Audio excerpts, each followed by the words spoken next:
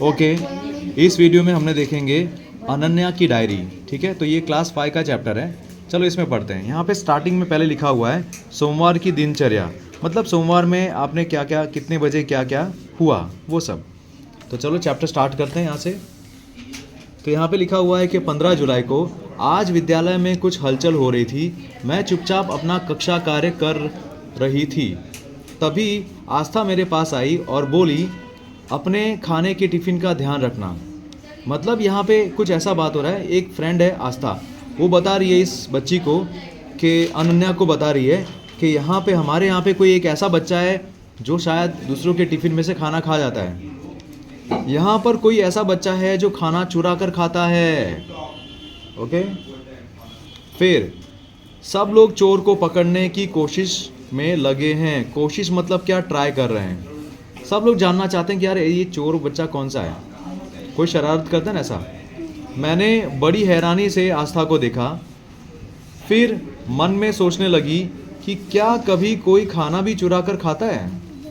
मतलब इस बच्ची को बिलीव नहीं हो रहा, इस बच्ची को विश्वास नहीं हो रहा कि कोई बच्चा, कोई इंसान खाना चुरा कर भी खा सकता है क्या, ऐसा उसको हैरानी हो रही है। फिर मन में सोचने लगी, ठीक है यहाँ तो हो गया। तभी आस्था ने मेरे कंधे पर हाथ रखा और कहा, चलो आधी छुट्टी हो गई है, खाना खाएं। वॉट शी मीन्स, यहाँ पे बोल रही है कि भाई लंच ब्रेक हो चुका है, चलो खाना खा लेते हैं, कम ऑन। मैंने आस्था से कुछ नहीं कहा और चुपचाप खाना खाने चली गई। तो इस बच्ची ने, अनन्या ने आस्था से कुछ बोला नहीं और वो चुपचाप खाना खाने चली गई। आपको यहाँ पे दिख रहा होगा कि किस तरह से ये जो बच्ची है, ये आस्था है और ये है अनन्या। ठीक है, आगे देखते हैं। दूसरे दिन की बात है, 16 जुलाई। आज कक्षा में शोर हुआ कि मैले कुचले कपड़े पहने एक लड़की विद्यालय के आसपास घूमती है। तो ये बात कर रहे थे यार, रूमर जैसे फैली थी यार कि मैले कुछ खराब कपड़े पहनकर, खराब कपड़े, मैले कुचले कपड़े, खराब कपड़े पहने हुए एक बच्ची है जो आसपास, स्कूल के आसपास घूमती है। सभी का क्या कहना था उसके बारे में कि यही लड़की हम सबका खाना चुरा कर खाती होगी, परंतु विद्यालय के दरवाजे पर तो ताला लगा होता है। तो सब बच्चे ये बोल रहे हैं कि ये जो बच्ची है ना, जो स्कूल के आसपास में घूमती है, वो ही हमारा खाना चुरा कर खाती है। बट ये पॉसिबल कैसे है, क्योंकि हमारे स्कूल के गेट पे तो लॉक लगा होता है, तो अंदर कोई आ नहीं सकता ऐसा। फिर कोई बिना आज्ञा के अंदर कैसे आ सकता है। आज्ञा मतलब क्या होता है बेटा, परमिशन। क्या होता है, परमिशन। बिना परमिशन के कोई कैसे अंदर आ सकता है। हो सकता है आप लोग के स्कूल में आगे गेट कीपर होते हैं ना, वॉचमैन होते हैं, तो वो लोग किसी को आने देते नहीं है जल्दी। मैंने सोचा। तभी आस्था ने बताया कि कई बार बच्चों ने उस लड़की को पकड़ने की कोशिश की है, परंतु वह हर बार भाग जाती है। तो आस्था उसको बहुत सारी जानकारी दे रही है। आस्था उसकी वो फ्रेंड है जो एक न्यूज़ रिपोर्टर जैसा काम कर रही है। ओके, उसको सारी बातें बता रही है कि कई बार ना हम सभी बच्चों ने पकड़ने का ट्राई किया उस लड़की को, लेकिन वो हर बार भाग जाती है ऐसा। देखो यहाँ पे एक शब्द है जो कठिन शब्द है, यहाँ पे ब्लू में है ना, जो मैंने आपको समझा दिया, वो यहाँ पे भी लिखा हुआ है। कोशिश का मतलब क्या, प्रयत्न करना। प्रयत्न करना मतलब क्या, ट्राई करना। ओके, चलो देखते हैं आगे। अब देखते हैं दूसरे दिन क्या हो रहा है। 17 जुलाई को भी इसने लिखा है कि आज एक अजीब सी घटना हुई। आज एक अजीब सी घटना हुई। आधी छुट्टी के समय सभी बच्चे अपनी अपनी कक्षा के बाहर खेल रहे थे, कुछ अपने मित्रों के साथ खाना खा रहे थे। तभी कुछ बच्चों ने देखा कि, क्या उन्होंने देखा, तो हो सकता है ना क्वेश्चन आ सकता है, तारों के बने, व्हाट इज इट, तारों के बने घेरे के पास से मैले कुचड़े कपड़े पहने एक लड़की बच्चों को ललचाई दृष्टि से देख रही थी। इंपॉर्टेंट है कि उस दिन कौन सी घटना हुई, बच्चों ने क्या देखा। तो उन्होंने देखा तारों के मतलब क्या, वायर्स। स्कूल की बाउंड्री पे वायर्स होंगे ना, ऐसे वायर। तो वहाँ से, उस बाउंड्री के उस तरफ से एक बच्ची है जो इन लोग को देख रही थी, ललचाई दृष्टि से देख रही थी। किसी चीज़ की जैसे मन में इच्छा होती है ना कि यार मुझे ये मिल जाता तो कितना अच्छा रहता, है ना, तो वो ललचाई दृष्टि से देख रही थी। ओके बच्चों, तो यहाँ पे ललचाई दृष्टि से देखना, ललचाई का मतलब यहाँ पे क्या लिखा हुआ है, लेट्स सी, इसका लिखा हुआ है लालच से। एक तरह का लालच उसके मन में होगा। क्या ये लालच होगा कि इनके सबके कपड़े पहन लूँ मैं, ऐसा नहीं। ये लालच हो सकता है कि बच्ची भी स्कूल जाना चाहती है, ये बच्ची भी स्कूल में इस तरह से जैसे बाकी सारे बच्चे पढ़ रहे हैं वैसे वो भी पढ़ना चाहती है, तो उसके मन में ये इच्छा है, उसी को बोला गया है यहाँ पे लालची दृष्टि से देख रही है। उसे देखते ही कुछ बच्चे हाथ में पत्थर लेकर उसकी तरफ भागे। तो ये गलत बात है कि उसको देखते ही काफ़ी सारे बच्चे जो हैं उनको लगता है कि यार ये वही लड़की है जो खाना चुरा लेती है, राइट। तो वही सोचकर ये लोग उसकी तरफ, काफ़ी सारे बच्चे जो उसकी तरफ पत्थर लेकर भागे, जैसे किसी जानवर को भगाने के लिए नहीं भागते सब लोग, वैसे बच्चों को अपनी ओर आता देखकर यह भागने लगी। ऑब्वियसली कोई भी डर जाएगा ना, किसी की तरफ अगर कुछ लोग हाथ में पत्थर लेकर भाग के आ रहे हैं तो वो डर जाएगा ना, वैसा। तभी रोहन ने एक पत्थर उस लड़की की ओर फेंका। किसने फेंका? रोहन ने। पत्थर उसके माथे पर लगा। पत्थर लगते ही उसके माथे से खून निकलने लगता है। तो ये एक इंसिडेंट हुआ जो आपको पूछा जा सकता है कि किसने पत्थर मारा था, क्या हुआ फिर। तो पत्थर उस बच्ची के माथे पे लगा और लगते ही खून निकलने लगता है, और वह लड़की बेहोश होकर गिर पड़ी। मतलब इतना ज़बरदस्त पत्थर का वो था इम्पैक्ट कि उस लड़की को सिर में लगा और वो लड़की बेहोश होकर गिर गई। खून तो निकल ही रहा था। सभी बच्चे जोर जोर से चिल्लाने लगे, खाना चोर पकड़ी गई, खाना चोर पकड़ी गई।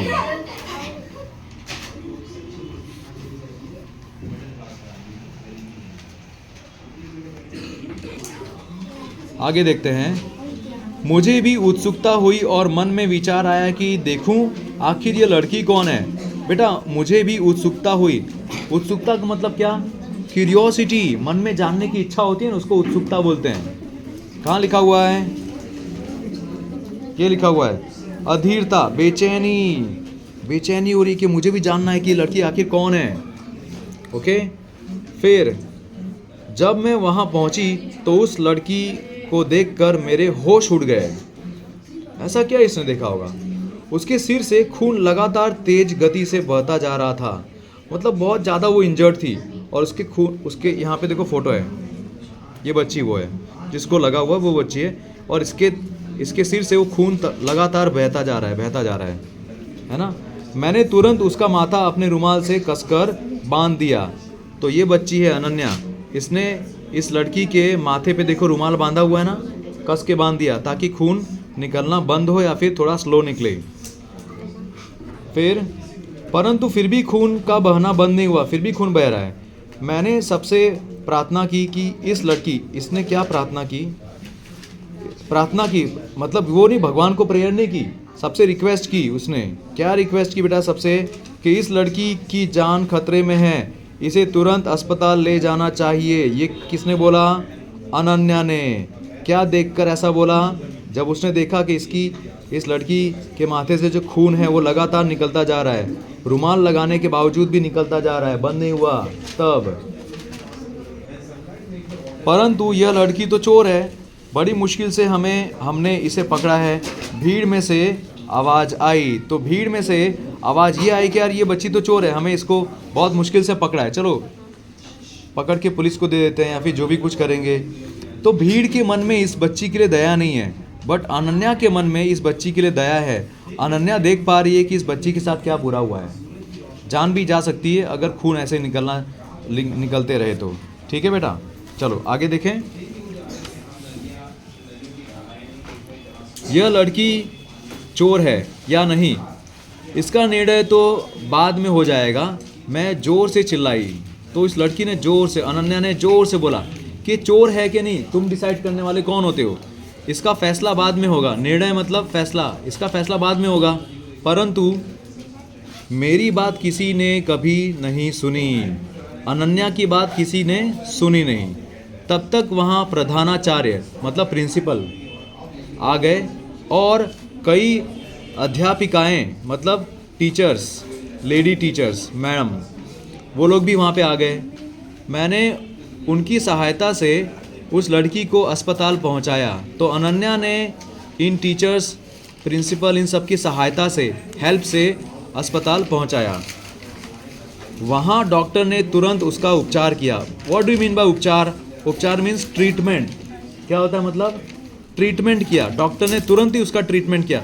डॉक्टर ने तुरंत क्यों किया? क्योंकि डॉक्टर को भी पता था कि इस तरह से अगर खून निकलता जाए तो इंसान मर सकता है। ओके। और डॉक्टर ने क्या कहा?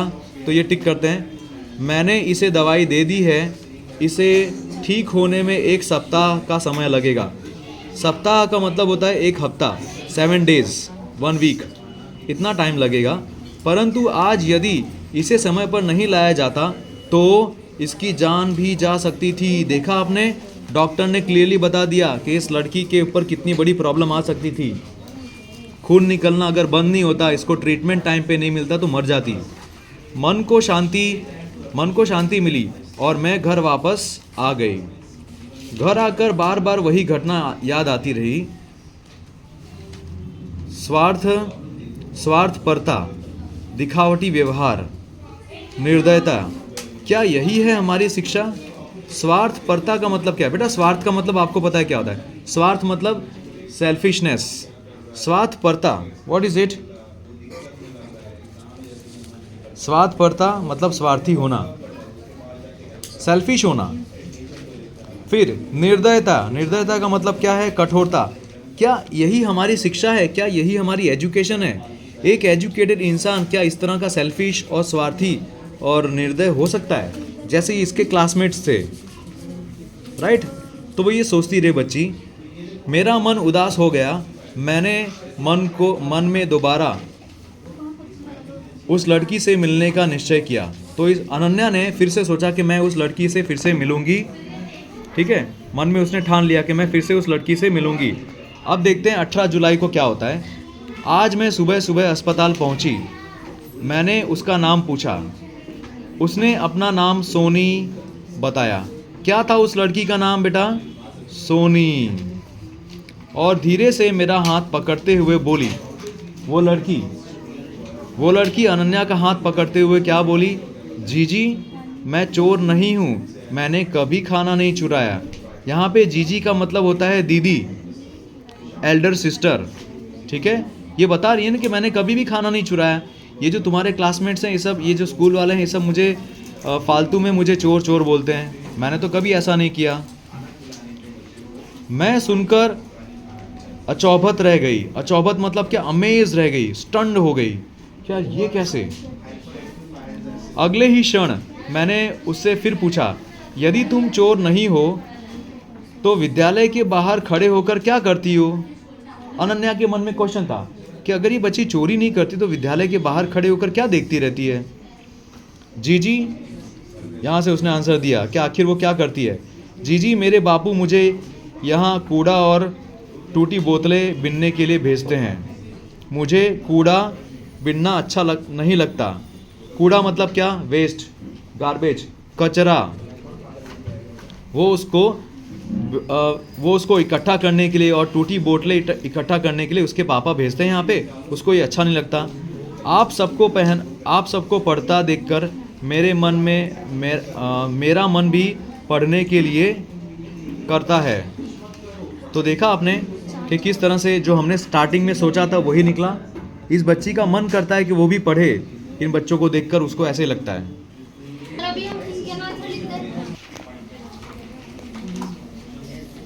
तो इसलिए मैं बाहर खड़े होकर आप सबको देखती हूँ। देखा, इसने रीज़न बता दिया कि क्यों वो बाहर खड़े होकर देखती है। क्योंकि उसके पापा उसे कचरा और टूटी बोतलें इकट्ठा करने के लिए भेजते हैं और उसको कचरा बीनना अच्छा लगता नहीं है। बीनना मतलब क्या? कलेक्ट करना अच्छा लगता नहीं है। ये इन सभी बच्चों को पढ़ते हुए देखती है तो उसका भी मन करता है कि वो भी पढ़े, इसलिए वो बाहर खड़ी होकर देखती है। तभी वहाँ अस्पताल की नर्स आई और उसे आराम करने के लिए कहा। ठीक है, मैं बहुत देर तक वहीं खड़ी रही। मेरे मन में बहुत से सवाल उठने लगे। क्या सोनी को हमारी तरह शिक्षा पाने का अधिकार नहीं है? तो बच्ची सोच रही है कि क्या इस बच्ची के अंदर, ये जो गरीब बच्ची है, क्या उसको भी एजुकेशन नहीं मिलना चाहिए जिस तरह से हमको मिल रहा है? उसका अधिकार नहीं है क्या? क्या उसे अपने बचपन में जीने का अधिकार नहीं है? क्या इतना अच्छा उसका जो बचपन है, वो बचपन का टाइम उसका इस तरह से बीतेगा, कचरे उठाने में, ये सब करने में? क्या उसे अपनी मर्जी से काम करने का अधिकार नहीं है? अपनी मर्जी से मतलब अपनी इच्छा से। यहाँ पे मर्जी का मतलब क्या है? इच्छा, कामना। क्या उसको अपनी इच्छा से काम करने का अधिकार नहीं है? उसको जो मन करे वो काम करे वो कम से कम। अगला दिन 19 जुलाई। आज मैं जल्दी ही अस्पताल आ गई। मैंने सोनी से पूछा, यदि तुम्हें स्कूल में पढ़ने का मौका मिले तो क्या तुम पढ़ोगी? मतलब यहाँ पे देखो, अनन्या चाहती है कि सोनी स्कूल में पढ़ना स्टार्ट करे। अनन्या सोनी की हेल्प करना चाहती है। वो चाहती है कि वो स्कूल में उसको एडमिशन दिलाए और पढ़ने का चांस दे। यह सुनते ही सोनी की आंखों में चमक और चेहरे पर हंसी आ गई, परंतु अगले ही क्षण गायब हो गई। मतलब उसने एक सेकंड के लिए जब सुना ना ये, तो बहुत खुश हो गई, उसके चेहरे पे मुस्कान आ गई। लेकिन कुछ उसने सोचा होगा, फिर से उसकी मुस्कान और उसकी खुशी। मैंने इसका कारण पूछा कि भाई ऐसा क्यों एकदम से खुश हो गई फिर दुखी हो गई? जी, मेरे बापू बहुत गरीब हैं, उनके पास किताबें और कपड़े खरीदने के लिए पैसे नहीं हैं। ये रीज़न है जिसकी वजह से वो तुरंत ही खुश होके दुखी हो गई बेचारी। उसने बूझे मन से कहा। बूझे मन से कहना, बूझे मन से कुछ कहने का मतलब क्या होता है? सैड फेस बना के, सैड, उदास होकर कहा। मैंने दिलासा देते हुए कहा। बेटा, दिलासा देना मतलब क्या? किसी का हौसला बनाना, किसी को एंकरेजमेंट देना, ठीक है? देते हुए कहा कि तुम चिंता मत करो, मैं माँ से बात करूँगी। मतलब अनन्या अपनी माँ से बात करेगी इनकी किताबों के बारे में, कपड़े के बारे में।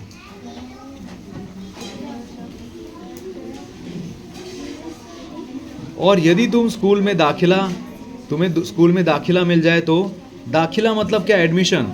तो स्कूल में एडमिशन भी दिलाने के लिए अनन्या बोल रही है यहाँ पे। तो यहाँ पे अनन्या बोल रही है कि क्या अगर तुम्हारा स्कूल में एडमिशन मिल जाए तो कितना अच्छा होगा। पीछे से एक आवाज़ आई। यहाँ पे अनन्या नहीं बोल रही, ये डायलॉग किसी और ने बोला है। किसने बोला है? मैंने पीछे मुड़कर देखा तो स्कूल की प्रधानाचार्य जी खड़ी थी। ये रही वो स्कूल की प्रधानाचार्य, प्रिंसिपल मैम, जिन्होंने ये बोला कि इसको कि भाई अगर तुम्हें एडमिशन मिल जाए, स्कूल में दाखिला मिल जाए तो कैसा रहेगा। ओके, उन्होंने कहा, हाँ बेटी, तुम्हारे जैसे कई बच्चे हैं जो परिस्थितिवश स्कूल नहीं जा पाते। परिस्थितिवश स्कूल नहीं जा पाते मतलब परिस्थितिवश क्या है उसका मतलब? देखो क्या लिखा हुआ है, परिस्थिति के कारण, उनकी सिचुएशन ऐसी होती है, इसकी वजह से वो स्कूल नहीं जा पाते। क्यों ऐसा हो सकता है? क्योंकि जो गरीब बच्चे होते हैं उनके पास में पढ़ने लिखने के लिए पैसे नहीं होते, उनके माँ बाप के पास में, है ना, बुक्स के लिए, एडमिशन के लिए नहीं होते, इसीलिए। धन का अभाव, माता पिता की स्वयं की अशिक्षा और उदासीनता उनकी शिक्षा में बाधा बनती है। टिक करो। धन का अभाव, पैसे का अभाव, माता पिता की स्वयं की अशिक्षा, माता पिता भी पढ़े लिखे नहीं होते, है ना, और उदासीनता। उदासीनता का मतलब क्या होता है? उनके मन में, उनके लाइफ में उदासीनता, उनकी लाइफ में जो ये ख़राब टाइम चल रहा होता है ना, सैड होते हैं, तो उसकी वजह से क्या होता है कि उनकी शिक्षा में बाधा बनती है। बाधा बनना मतलब क्या? ऑब्स्टेकल, रुकावट पैदा होती है। तो कैसे रुकावट पैदा होती है किसी गरीब बच्चे के उसमें, लाइफ में, उसको एजुकेशन नहीं मिल पाती? उसका आंसर ये है पूरा। पर तुम बिल्कुल चिंता मत करो, तुम बिल्कुल चिंता मत करो, हम सब तुम्हारे साथ हैं। ये किसने बोला? प्रधानाचार्य जी ने। प्रधानाचार्य जी की बात सुनकर सोनी की आंखों में चमक आ गई। तो ये सब जो है वो किसने बोला? ये सब स्कूल की प्रिंसिपल ने बोला कि तुम इन सब की चिंता मत करना, हम सब तुम्हारे साथ में हैं। और ये सुनकर इस बच्ची के आंखों में आंसू आ गए होंगे, खुशी के आंसू, एक चमक आ गई होगी। उसको भी लगेगा कि मेरी लाइफ अब अच्छी बीतने वाली है।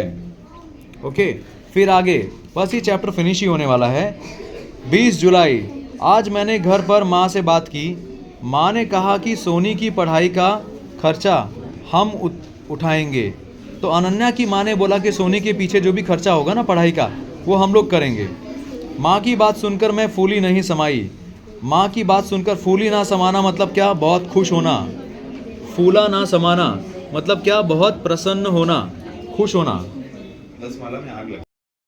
आज मुझे अपने प्रयास पर बहुत खुशी हो रही थी। तो आज अनन्या बहुत खुश हो रही थी कि देखो मैंने जो ट्राई किया इस बच्ची के लिए, आखिर इसकी लाइफ चेंज हो गई। आगे दूसरे दिन देखते हैं, लास्ट डे 28 जुलाई, आज मैं कई दिन बाद डायरी लिख रही हूँ। बहुत दिन बाद, देखो 20 तारीख से 28 तारीख, 8 दिन बाद वो डायरी लिख रही है। Stop it. आज मैं कई दिन बाद डायरी लिख रही हूँ, पर आज अच्छा लग रहा है। मन में बहुत संतोष है। संतोष का मतलब क्या होता है? तृप्ति, प्रसन्नता, धैर्य। संतोष का मतलब मैं सिंपल वर्ड्स में बता दूं, जैसे आपको जो चाहिए था वो मिल जाए। 28 जुलाई के दिन उसने देखो कई दिन के बाद डायरी लिखी और उसको अच्छा लग रहा था। मन में उसके संतोष की फीलिंग थी, मतलब उसको एक सेटिस्फैक्शन था कि चलो हाश जो भी कुछ हुआ अच्छा हुआ, बहुत अच्छा हो रहा है। जब इंसान अपने सिचुएशन से खुश होता है, ठीक है, उसको ज़्यादा कुछ और नहीं चाहिए होता है, तब संतोष की फीलिंग आती है। जब इंसान को और कुछ नहीं चाहिए, जो उसके पास है उसमें वो खुश है, तब संतोष की फीलिंग आती है। आज स्कूल में सोनी को देखकर मेरी आंखों में खुशी के आंसू आ गए। तो बहुत दिन बाद, 8 दिन बाद जब सोनी को उसने देखा अपने स्कूल में, तो वो देखकर उसकी आंखों में खुशी के आंसू आ गए। बहुत खुश हुई वो बच्ची, ठीक है। तो बेटा इस तरह से ये चैप्टर फिनिश होता है। यहाँ पे कुछ मुहावरे हैं। होश उड़ना मतलब डर जाना, आंखों में चमक आना बहुत खुश होना, फूला ना समाना बहुत प्रसन्न होना। यहाँ पे श्रुतलेख लिखा हुआ है। बेटा श्रुतलेख का मतलब होता है डिक्टेशन, मतलब अगर आपको कोई ये बोलेगा शब्द, ये अगर बोलेगा आस्था, तो आपको बिना देखे ये लिखना है। अस्पताल, अगर मैं अस्पताल बोलूँ तो आप इसको लिख सको स्पेलिंग के साथ में।